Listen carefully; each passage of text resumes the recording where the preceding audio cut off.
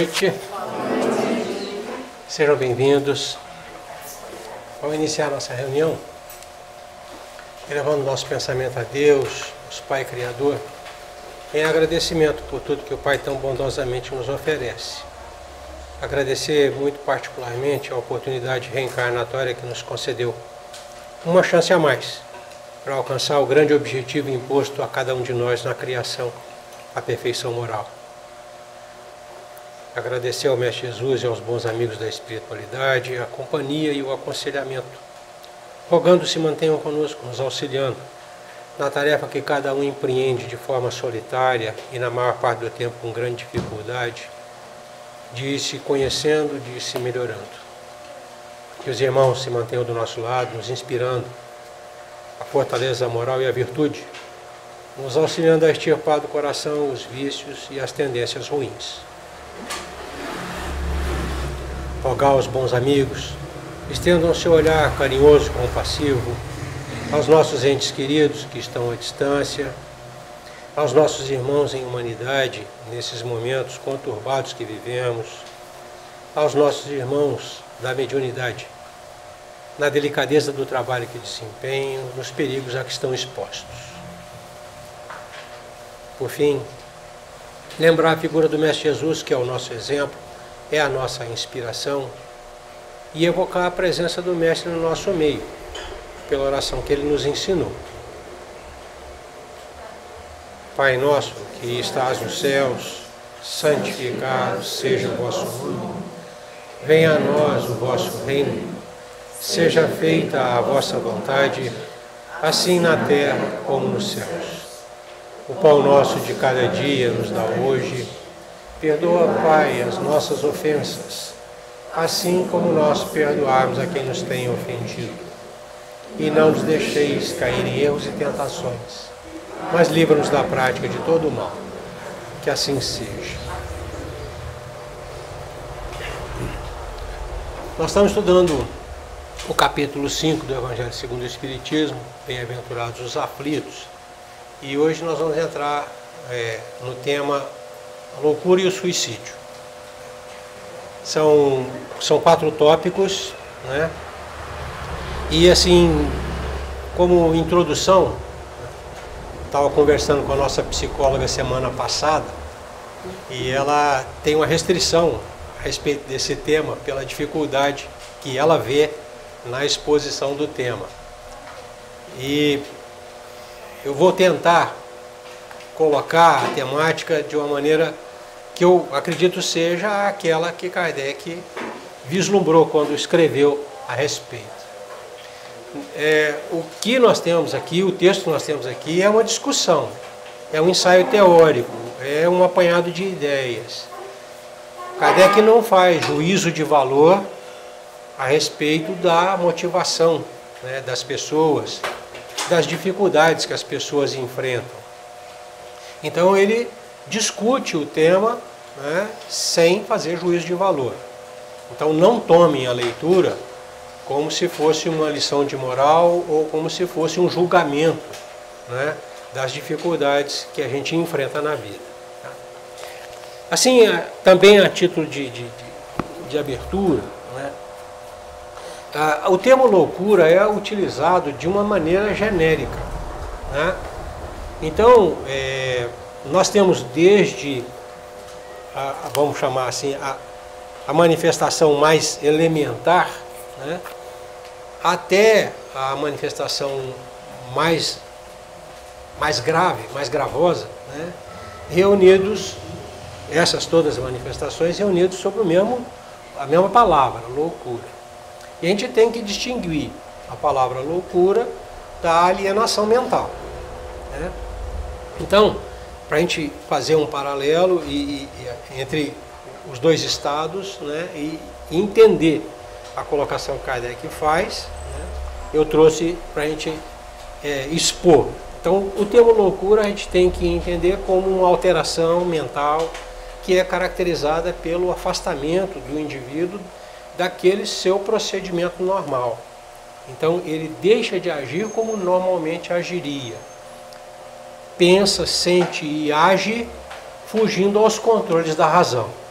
são os comportamentos insensatos, os comportamentos imprudentes, os comportamentos desajuizados, que a gente chama normalmente de loucura. A alienação mental já envolve um estado de morbidez, já é um estado de doença. Então a gente tem um aspecto psicológico que é caracterizado, é o estado mental decorrente de uma doença psíquica, que resulta numa deterioração do processo cognitivo. A pessoa não pensa direito. Pode ser permanente ou pode ser transitório e inabilita o camarada a uma vida social normal. Gera uma certa incapacidade de gerir a vida social. É uma alteração completa ou considerável, pode ser uma perda completa da maneira do raciocínio coordenado, lógico, ou só uma parte, e compromete gravemente os juízos de valor e realidade. Então, nesse estado, o camarada não enxerga as coisas conforme elas são. Ele enxerga de maneira distorcida. Então, valores e realidade para ele tem uma significação diferente. Então, é um estado bem mais gravoso do que o simples, vamos chamar assim, o simples comportamento desajuizado, ou insensato, ou imprudente. Em que o camarada tem domínio, sabe o que está acontecendo, enxerga a realidade perfeitamente, mas é rebelde, não aceita, age contrariamente, melhor dizendo, contrariamente à sua razão. Bom, então feito isso, quando falar em loucura, entendam que existem essas nuances que a gente tem que considerar. Vamos lá, vamos à leitura então. Suicídio é loucura. A calma e a resignação, adquiridas na maneira de encarar a vida terrena, e a fé no futuro, dão ao espírito uma serenidade, que é o melhor preservativo da loucura e do suicídio. Com efeito, a maior parte dos casos de loucura são provocados pelas vicissitudes que o homem não tem forças de suportar. Se, portanto, graças à maneira por que o Espiritismo o faz encarar as coisas mundanas, ele recebe com indiferença e até mesmo com alegria os reveses e as decepções que em outras circunstâncias o levariam ao desespero. É evidente que essa força que o eleva acima dos acontecimentos preserva a sua razão dos abalos que o poderiam perturbar. O mesmo se dá com o suicídio. Se excetuarmos os que se verificam por força da embriaguez e da loucura, e que podemos chamar de inconscientes, é certo que, sejam quais forem os motivos particulares, a causa geral é sempre o descontentamento. Ora, aquele que está certo de ser infeliz apenas um dia e de se encontrar melhor nos dias seguintes, facilmente adquire paciência. Ele só se desespera e se não ver um termo para os seus sofrimentos. E o que é a vida humana em relação à eternidade, senão bem menos que um dia? Mas aquele que não crê na eternidade, que pensa tudo acabar com a vida, que se deixa abater pelo desgosto e o infortúnio, só vê na morte o fim de seus pesares. Nada esperando, acha muito natural, muito lógico mesmo, abreviar as suas misérias pelo suicídio. A incredulidade, a simples dúvida quanto ao futuro, as ideias materialistas, em uma palavra, são os maiores incentivadores do suicídio. Elas produzem a frouxidão moral. Quando vemos, pois, homens de ciência que se apoiam na autoridade do seu saber, esforçarem-se para provar aos seus ouvintes ou aos seus leitores que eles nada têm a esperar depois da morte, não os vemos tentando convencê-los de que, se são infelizes, o melhor que podem fazer é matar-se? Que poderiam dizer para afastá-los dessa ideia? Que compensação poderão oferecer-lhes? Que esperanças poderão propor-lhes? Nada além do nada. De onde é forçoso concluir que, se o nada é o único remédio heróico, a única perspectiva possível, mais vale atirar-se logo a ele do que deixar para mais tarde, aumentando assim o sofrimento. A propagação das ideias materialistas é, portanto, o veneno que inocula em muitos a ideia do suicídio e os que se fazem seus apóstolos assumem uma terrível responsabilidade. Com o Espiritismo, a dúvida não sendo mais permitida, modifica-se a visão da vida. O crente sabe que a vida se prolonga indefinidamente para além do túmulo, mas em condições inteiramente novas. Daí a paciência e a resignação, que muito naturalmente afastam a ideia do suicídio. Daí, numa palavra, a coragem moral.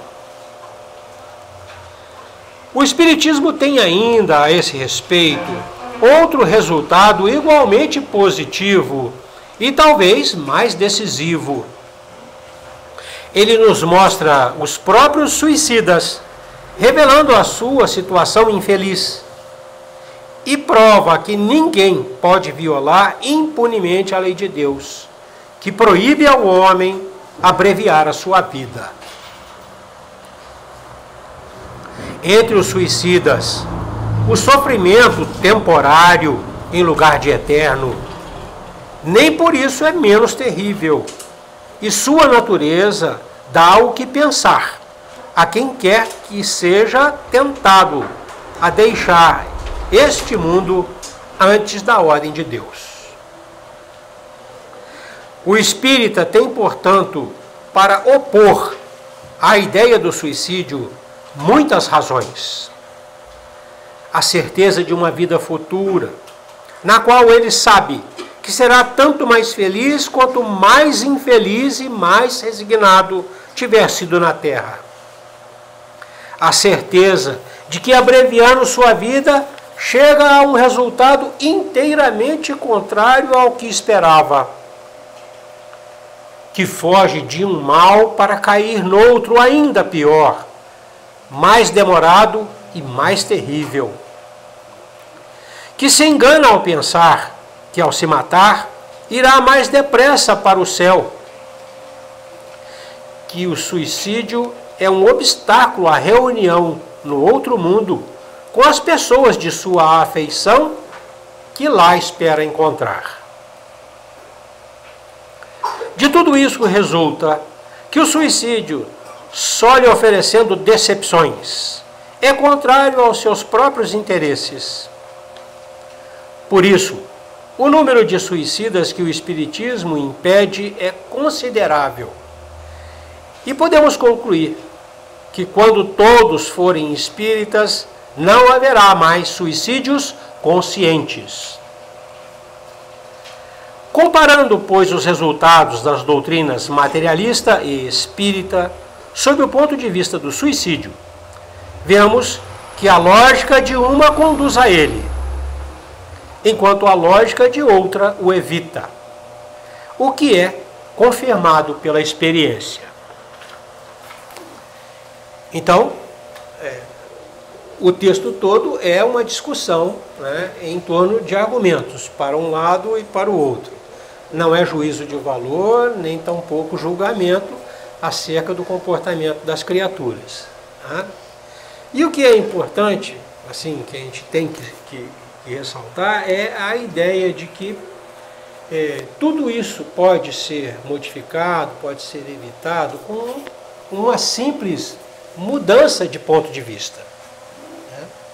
Ele diz, o materialismo é a raiz, né, desse mal, tanto da loucura quanto do suicídio. Porque dentro do materialismo, o que a gente tem é uma perspectiva muito acanhada, né? Ele começa o texto dele dizendo assim: a calma e a resignação adquiridas na maneira de encarar a vida terrena e a fé no futuro dão ao espírito uma serenidade que é o melhor preservativo da loucura e do suicídio. E assim ele começa, né? Aqui, o que a gente tem que chamar a atenção é fé no futuro. O materialista, por definição, não enxerga futuro. Não há futuro. Existe aquilo que ele consegue ver, pegar, usufruir, né? Não existe perspectiva longínqua para ele. Nada além do corpo de carne. Essa é a perspectiva. Então, as ideias materialistas e aqueles que esposam essas ideias vivem eu chamaria um ambiente muito frustrante. Porque tudo é insuficiente. Nada é bastante. O futuro é limitado. Não tem nada além daquilo que eu consigo vislumbrar, né? E o prazer que a criatura sente se apoia naquilo que acaba. Não existe fonte de prazer que seja duradoura. Está sempre apoiada em alguma coisa que se acaba, que é a matéria, né? Então, nessas condições, o que a gente tem? A gente tem criaturas com uma ansiedade dominante, são criaturas ansiosas, né? Expectativa sempre alta, esperam sempre muito, né? E intolerância ao insucesso, não aceitam o fracasso, né?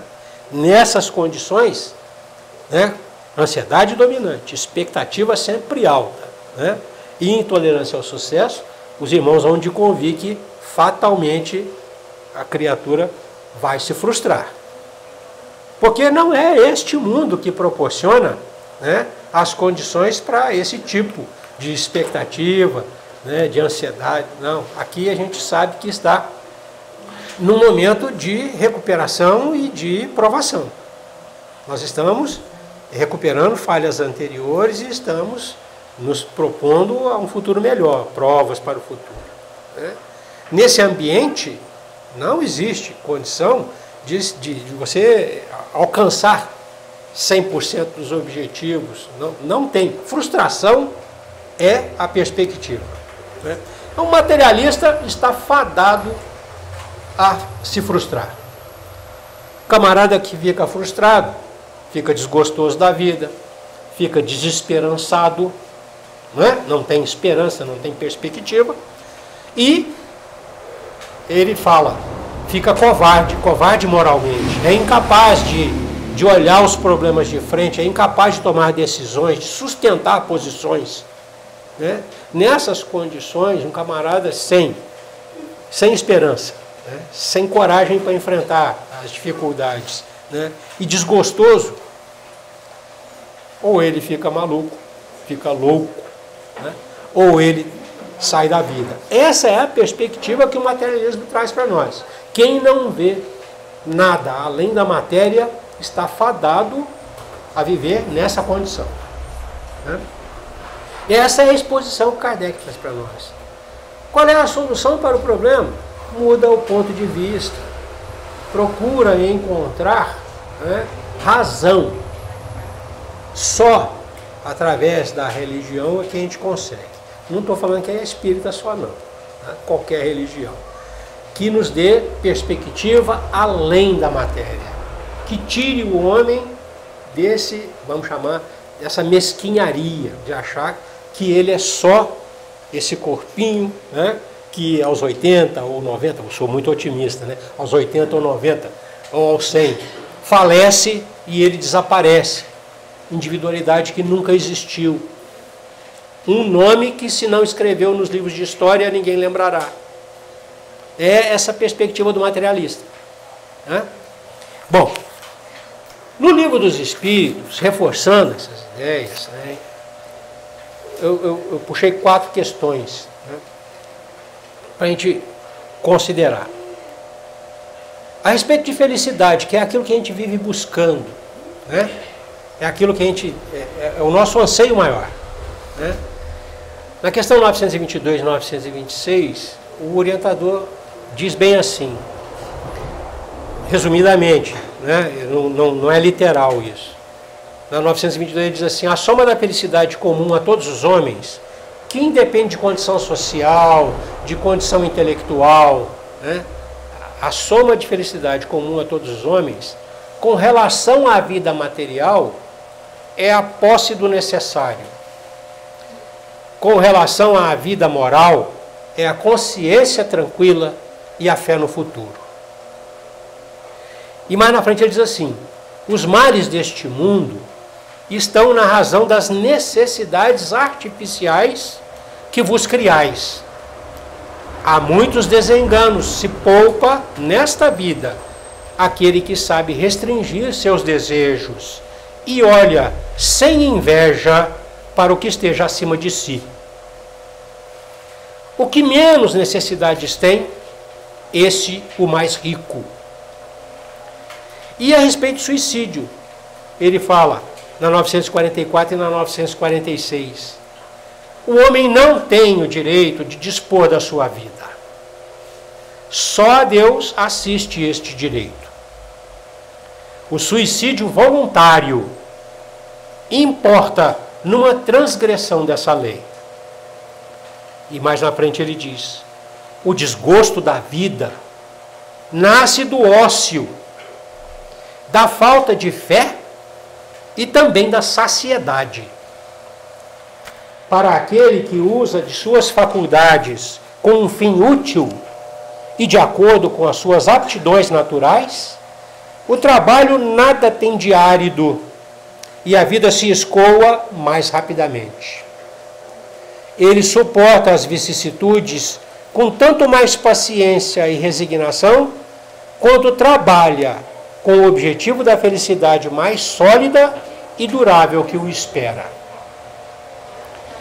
Se nós pudéssemos resumir, e eu gosto sempre de deixar uma ideia, né, já que os textos são longos, eu ficaria com a ideia de um palestrante que falou há muito tempo atrás: reduza as suas expectativas e aumente as suas concessões. Então, eu acho que esse é o segredo para a gente ser relativamente feliz. Não espere muito, dê muito. Quando ele fala em reduzir as expectativas, ele fala da resignação, que nos permite conviver com a dificuldade com naturalidade e com coragem. Então, reduzir expectativa é resignar-se a administrar os problemas que você criou.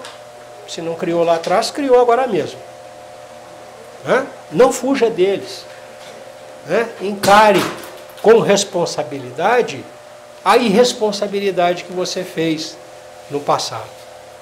E quando ele fala de aumentar concessões, quando a gente dá, a gente se sente melhor. A gente eleva a autoestima. Então, para conviver num ambiente de sanidade mental e de coragem moral suficiente para tocar a vida do começo ao fim, reduza as suas expectativas e aumente as suas concessões. Conceda mais, dê sempre mais. E não espere tanto. Não espere tanto. Autoestima, gente. Amem-se a si mesmos. Quem se ama não se mata. Tá? Muito bem. A respeito daquilo que nós lemos, daquilo que nós comentamos, tem alguém que queira fazer alguma consideração? Pergunta, acréscimo? Eu fui Fui bastante lógico, não fui redundante, não deixei nada em aberto. Ficou perfeitamente... Então está perfeito, tá bom.